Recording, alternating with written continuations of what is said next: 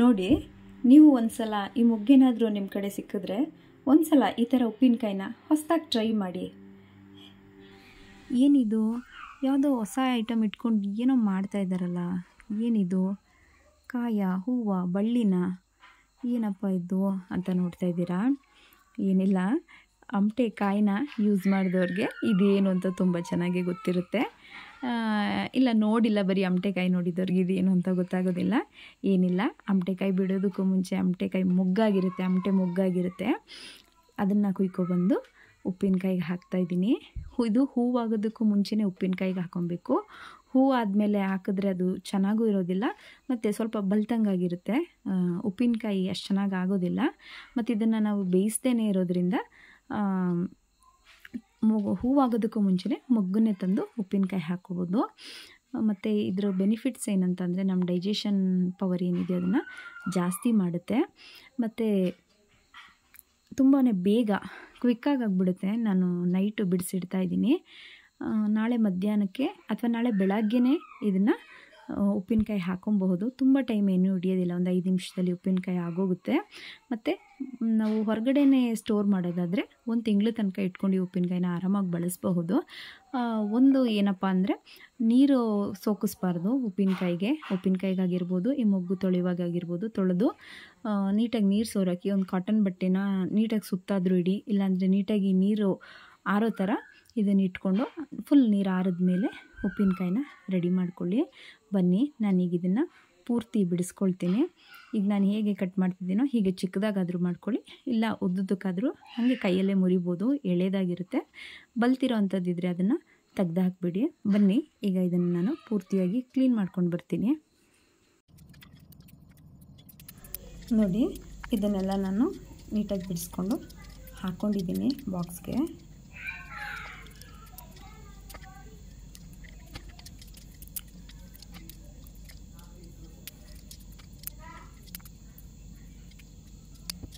ಆಯಿತು, ಇದಿಷ್ಟೇ. ಈಗ ಸ್ಲ್ಯಾಬ್ನ ಸ್ವಲ್ಪ ಹಾಗೆ ಕ್ಲೀನ್ ಮಾಡ್ಕೊಂಡಿದ್ದೀನಿ. ನೋಡಿ, ಈ ರೀತಿ ಒಂದು ಬಾಕ್ಸ್ ಫುಲ್ ಆಗಿದೆ, ಮಾಮೂಲಿ ಮೀಡಿಯಮ್ ಬಾಕ್ಸು, ಇದ್ರ ತುಂಬ ಆಗಿದೆ. ಇದಕ್ಕೀಗ ನಾನು ಇದಕ್ಕೆ ಬೇಕಾದಷ್ಟು ಉಪ್ಪನ್ನು ಹಾಕ್ಕೊಳ್ತೀನಿ. ಇದರಲ್ಲಿ 2 ಟೇಬಲ್ ಸ್ಪೂನಷ್ಟು ಹಾಕ್ಕೊಳ್ತೀನಿ, ಸಾಕಾಗುತ್ತೆ. 2-2.5 ಟೇಬಲ್ ಸ್ಪೂನಷ್ಟು ಹಾಕ್ಕೊಳ್ತೀನಿ. ಇದು ತುಂಬ ಕಡಿಮೆ ಆಗಿಬಿಡುತ್ತೆ ನಾಳೆಗೆ, ಹಾಗಾಗಿ ಇಷ್ಟು ಸಾಕಾಗುತ್ತೆ ಉಪ್ಪು.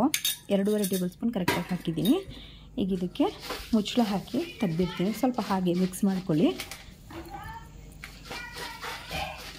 ನೀಟಾಗಿ ಹೀಗೆ ಚೆನ್ನಾಗಿ ಕುಲ್ಕಿದ್ರೆ ಉಪ್ಪೆಲ್ಲ ಕಡೆನೂ ಎಲ್ಲದಕ್ಕೂ ಸೇರುತ್ತೆ ಅಂತ ಅಷ್ಟೇನೆ.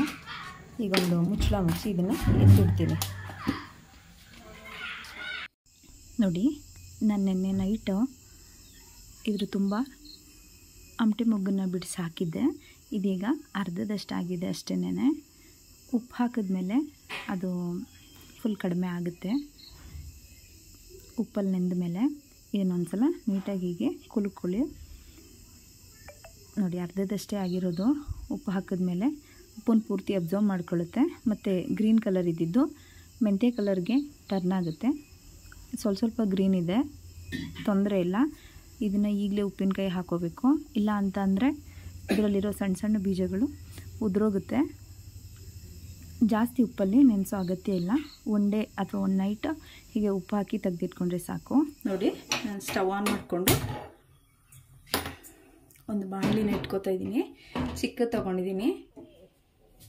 1 ಟೇಬಲ್ ಸ್ಪೂನಷ್ಟು ಜೀರಿಗೆ ಹಾಕ್ಕೊಳ್ತಾ ಇದ್ದೀನಿ. ಸಾಕು, ಇಷ್ಟೇ ಸಾಕು.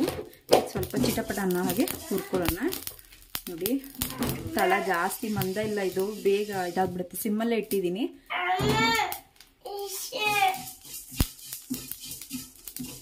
ನೋಡಿ, ಇಷ್ಟ ಆದರೆ ಸಾಕು, ತೆಗೆದುಕೊಳ್ತೀನಿ. ನೋಡಿ, ಜೀರಿಗೆ ಆದಮೇಲೆ 1 ಟೇಬಲ್ ಸ್ಪೂನ್ ಅಂತಲೇ ಕಡಿಮೆ ಇದೆ, 1/4 ಟೇಬಲ್ ಸ್ಪೂನ್ ಅಷ್ಟೇ. ಅದನ್ನು ಸ್ವಲ್ಪ ಹುರ್ಕೊಳ್ಳೋಣ. ಸ್ವಲ್ಪ ಕಲರ್ ಚೇಂಜ್ ಆದರೆ ಸಾಕು, ಸ್ವಲ್ಪ ಕೆಂಪು ಕಲರ್ ಬಂದರೆ.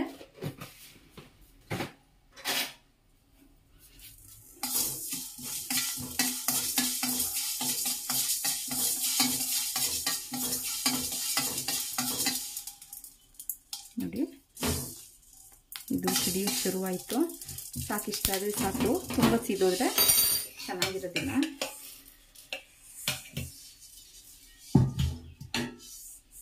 ಹಾಗೆ ಇದಕ್ಕೆ ಸ್ವಲ್ಪ ಸಾಸಿವೆ ನೋಡಿ, ಒಂದು ಅರ್ಧ ಟೇಬಲ್ ಸ್ಪೂನ್ ಸಾಸಿವೆನ ಸೇರಿಸ್ಕೊಳ್ತಾ ಇದ್ದೀನಿ. ಅದು ಅಷ್ಟೇ ಸ್ವಲ್ಪ ಚಿಟಪಟ ಅಂದರೆ ಸಾಕು.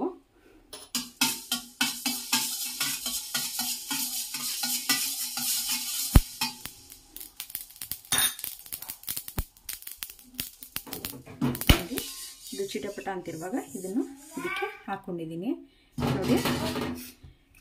ಇದು ಮೂರೂ ಸ್ವಲ್ಪ ಆರಿದ್ಮೇಲೆ ನೈಸಾಗಿ ಪೌಡ್ರ್ ಮಾಡ್ಕೊಂಡು ಬರಬೇಕು.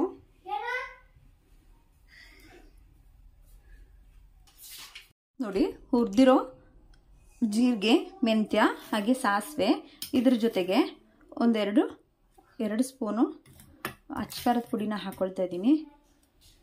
ನೀವು ಖಾರ ಎಷ್ಟು ಬೇಕು ನೋಡ್ಕೊಂಡು ಹಾಕ್ಕೊಳ್ಳಿ. ಖಾರ ಸ್ವಲ್ಪ ಜಾಸ್ತಿ ಇದೆ, ಹಾಗಾಗಿ 2 ಟೇಬಲ್ ಸ್ಪೂನ್ನ ಹಾಕ್ಕೊಂಡಿದ್ದೀನಿ.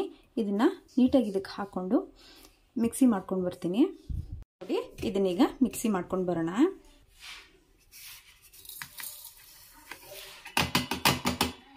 ಅಚ್ಚಕಾರದ ಪುಡಿನ ಡೈರೆಕ್ಟಾಗಿ ನಾವು ಆಮಟೆ ಮೊಗ್ಗು ಏನಿದೆ ಅದರೊಳಗೆ ಹಾಕ್ಬೋದಿತ್ತು. ಬಟ್ ಅಚ್ಚಕಾರದ ಪುಡಿ ಸಪ್ರೇಟು ಮತ್ತು ಈಗೇನು ಹುರ್ಕೊಂಡಿದ್ದೀವೋ ಇದು ಸಪ್ರೇಟ್ ಆಗಿಬಿಡುತ್ತೆ. ಹಾಗಾಗಿ ಒಟ್ಟಿಗೆ ಹಾಕ್ಕೊಂಡು ಪೌಡ್ರ್ ಮಾಡ್ತಿದ್ದೀನಿ.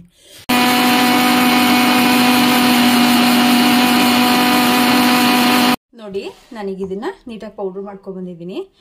ರೆಡ್ ಕಲರೇ ಕಾಣಿಸ್ತಾ ಇದೆ, ಅಚ್ಚಕಾರದ ಪುಡಿ ಜಾಸ್ತಿ ಹಾಕಿದ್ದೀವಿ. ಹಾಗೆ ಜೀರಿಗೆ ಮತ್ತು ಮೆಂತ್ಯನ ಕಡಿಮೆ ಪ್ರಮಾಣದಲ್ಲಿ ಹಾಕಿರೋದಕ್ಕೆ ಕಾಣಿಸ್ತಾ ಇದೆ. ತುಂಬ ಹಾಕ್ಕೊಂಡ್ರೆ ಅದಷ್ಟು ಚೆನ್ನಾಗಿ ಅನಿಸೋದಿಲ್ಲ. ಜೀರಿಗೆ ಬೇಕಾದರೆ ಜಾಸ್ತಿ ಹಾಕ್ಕೊಳ್ಳಿ, ಆದರೆ ಇನ್ನು ಮೆಂತ್ಯ ಮತ್ತು ಸಾಸಿವೆನ ಸ್ವಲ್ಪನೇ ಹಾಕ್ಕೊಬೇಕು. ಈಗ ಈ ಪೌಡರ್ನ ಇದಕ್ಕೆ ಮಿಕ್ಸ್ ಮಾಡ್ಕೊಳ್ಳೋಣ ನೋಡಿ. ನನಗೆ ಸ್ಪೂನ್ ಮುಖಾಂತರ ಇದಕ್ಕೆ ಹಾಕ್ಕೊಳ್ತೀನಿ ನೋಡಿ. ಆಮಟೆಕಾಯಿ ಎಲ್ಲ ಸೀಸನಲ್ಲೂ ಸಿಗೋದಿಲ್ಲ, ಈ ಸೀಸನಲ್ಲಿ ಮಾತ್ರ ಇದೀಗ ಮೊಗ್ಗಾಗಿದೆ. ಇನ್ನೊಂದು 1.5 ತಿಂಗಳಿಗೆಲ್ಲ ಆಮಟೆಕಾಯಿ ಬಿಡುತ್ತೆ. ಆಮಟೆಕಾಯಿಲಿ ಉಪ್ಪಿನಕಾಯಿ ಹಾಕೋದು ಸಹಜ, ಎಲ್ಲರೂ ಹಾಕ್ತಾರೆ. ಆದರೆ ಮೊಗ್ಗಲ್ಲಿ ಈ ರೀತಿ ಹಾಕಿದ್ರೆ ತುಂಬಾ ಚೆನ್ನಾಗಿರುತ್ತೆ, ತುಂಬಾ ಟೇಸ್ಟಿಯಾಗೂ ಬರುತ್ತೆ ನೋಡಿ. ಇದೀಗ ಪೂರ್ತಿ ಹಾಕ್ಕೊಂಡಿದ್ದೀನಿ ನೋಡಿ. ಇದು ಬಾಕ್ಸಲ್ಲಿ ನೀಟಾಗಿ ಮಿಕ್ಸ್ ಮಾಡ್ಕೊಳಕ್ಕಾಗೋದಿಲ್ಲ, ಅದೆಲ್ಲ ಪುಡಿ ಪುಡಿ ಆಗಿಬಿಡುತ್ತೆ ಅಂಥೇಳಿ ನಾನು ಇದನ್ನು ಪಾತ್ರೆಗೆ ಹಾಕ್ಕೊಳ್ತಾ ಇದ್ದೀನಿ ನೋಡಿ. ಇದನ್ನು ಒಂದ್ಸಲ ಚೆನ್ನಾಗಿ ಮಿಕ್ಸ್ ಮಾಡ್ಕೊಳ್ಳೋಣ. ನೀರೇನು ಜಾಸ್ತಿ ಬಿಟ್ಕೊಂಡಿಲ್ಲ. ಇದನ್ನು ನೀಟಾಗಿ ತೊಳೆದು ಫುಲ್ ಡ್ರೈ ಮಾಡಿ ಸ್ವಲ್ಪ ಉಪ್ಪು ಹಾಕಿದೆ. ಇದಕ್ಕೆ ಎಷ್ಟು ಬೇಕಷ್ಟು, ಜಾಸ್ತಿ ಉಪ್ಪು ಹಾಕ್ಬಿಟ್ರೆ ಥರ ಅದು ಚೆನ್ನಾಗಿ ಅನಿಸಲ್ಲ ಅಂಥೇಳಿ. ಮತ್ತು ಇದನ್ನು ನೀವು ಎಷ್ಟು ದಿನ ಬೇಕಾದರೂ ಹೊರಗಡೆ ಇಟ್ಕೊಬಹುದು, ಚೆನ್ನಾಗಿರುತ್ತೆ, ಏನೂ ಆಗಲ್ಲ. ಆದರೆ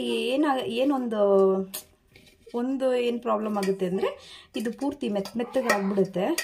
ಇದೆಲ್ಲ ನೋಡಿ, ಈ ಥರ ಇದೇನು ಬೀಜಗಳಿದೆ ಇದೆಲ್ಲ ಉದುರೋಗ್ಬಿಡುತ್ತೆ. ಒಂಥರ ಸಾಫ್ಟಾಗಿ ಆಗುತ್ತೆ, ಕ್ರಂಚಿಯಾಗಿ ಇರೋದಿಲ್ಲ ತಿನ್ನೋದಕ್ಕೆ. ಇದೇ ಥರ ಕ್ರಂಚಿಯಾಗಿರಬೇಕು ಅಂತಂದರೆ ನೀವು ಫ್ರಿಜ್ನಲ್ಲಿ ಸ್ಟೋರ್ ಮಾಡ್ಕೊಂಡ್ಬಿಡ್ಬೋದು. ವರ್ಷ ಇಟ್ಟರು ಉಪ್ಪಿನಕಾಯಿ ಏನೂ ಆಗೋದಿಲ್ಲ, ಮತ್ತು ಟೇಸ್ಟು ಏನು ಬದಲಾಗೋದಿಲ್ಲ ಫ್ರಿಜ್ಜಲ್ಲಿ ಇಟ್ಟರೆ. ಈಗ ಹೇಗಿದೆಯೋ ಇದೇ ಥರ ಇರುತ್ತೆ. ಇದನ್ನೊಂದು ಚೆನ್ನಾಗಿ ಮಿಕ್ಸ್ ಕೊಟ್ಕೊಳ್ಳೋಣ ನೋಡಿ. ಈ ಥರ ಮಾಡೋದಕ್ಕೆ ಈ ಥರ ನೀವು ಮಾಡ್ತಾ ಇದ್ದೀರಲ್ಲ, ಈಗ ಬೀಜ ಉದುರೋಗೋದಿಲ್ವ ಅಂದ್ಬಿಡಿ ನೋಡಿ, ಒಂದು ಬೀಜನೂ ಬರಲ್ಲ. ಈಗ ಅದು ಇದಾಗಲ್ಲ, ಸ್ವಲ್ಪ ಚೆನ್ನಾಗಿ ಉಪ್ಪಲ್ಲಿ ಇದಾದಮೇಲೆ ಇದೆಲ್ಲ ಸಾಫ್ಟ್ ಆದಮೇಲೆ ಫುಲ್ ಒಂಥರ ಮೆಲ್ಟ್ ಆದಂಗೆ ಆಗ್ಬಿಡ್ತಿದ್ರು ಒಳಗಡೆ, ಚೆನ್ನಾಗಿರೋದಿಲ್ಲ ನೋಡಿ. ಇದು ನೀಟಾಗಿ ಮಿಕ್ಸ್ ಆಗಿದೆ. ಮಿಕ್ಸ್ ಆದಮೇಲೆ ನಾನು ಬೇರೆ ಒಂದು ನೀಟಾಗಿ ತೊಳೆದು ಒರೆಸಿಟ್ಕೊಂಡಿದ್ದೀನಿ, ಈ ಬಾಕ್ಸ್ಗೆ ಹಾಕ್ಕೊಳ್ತಾ ಇದ್ದೀನಿ ಇದನ್ನು.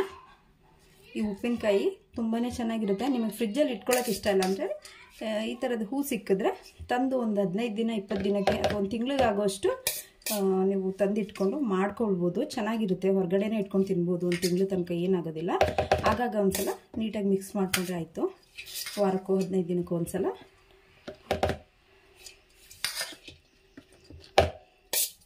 ತುಂಬ ಈಸಿ, ಬೇಗ ಆಗೋಗುತ್ತೆ. ಊಟಕ್ಕೆ ದಿನ ನಂಚ್ಕೊಳ್ಳೋದಕ್ಕೆ ಹಿಡ್ಡಿಕಾಯಿ ಉಪ್ಪಿನಕಾಯಿ ಅದು ಇದು ಮಾಡೋದಕ್ಕೆ ಸ್ವಲ್ಪ ಟೈಮ್ ತೊಗೊಳುತ್ತೆ. ಸ್ವಲ್ಪ ಮಸಾಲೆ ರುಬ್ಬಿ ಒಗ್ಗರಣೆ ಕೊಡಬೇಕಿಲ್ಲ, ಅದನ್ನು ಹಾಗೆ ಮಾಡ್ಕೊಬಹುದು. ಬಟ್ ಹಿರ್ಲಿಕಾಯಿ ಉಪ್ಪಿನಕಾಯಿಗೆ ಸ್ವಲ್ಪ ರುಬ್ಬ ಹಾಕಿ ಒಗ್ಗರಣೆ ಮಾಡಿದ್ರೆ ತುಂಬಾ ಚೆನ್ನಾಗಿರುತ್ತೆ. ಈಗ ಇದನ್ನು ನಾನು ಮುಚ್ಚಿ ಇಟ್ಟಿರ್ತೀನಿ. ಇದನ್ನು ಇವತ್ತಿಗಿನ್ನ ನಾಳೆ ತಿನ್ನೋದಕ್ಕೆ ತುಂಬಾ ರುಚಿಯಾಗಿರುತ್ತೆ. ನೋಡಿ, ಮನೇಲೂ ನೀವು ಇದೇ ರೀತಿ ಆಮಟೆ ಮೊಗ್ಗು ಸಿಕ್ಕಿದ್ರೆ ಒಂದು ಸಲ ಈ ರೆಸಿಪಿನ ಟ್ರೈ ಮಾಡಿ. ಹಾಗೆ ಹೇಗೆ ಬಂತು ಅಂತ ಹೇಳಿ ಕಮೆಂಟ್ಸಲ್ಲಿ ತಿಳಿಸಿ.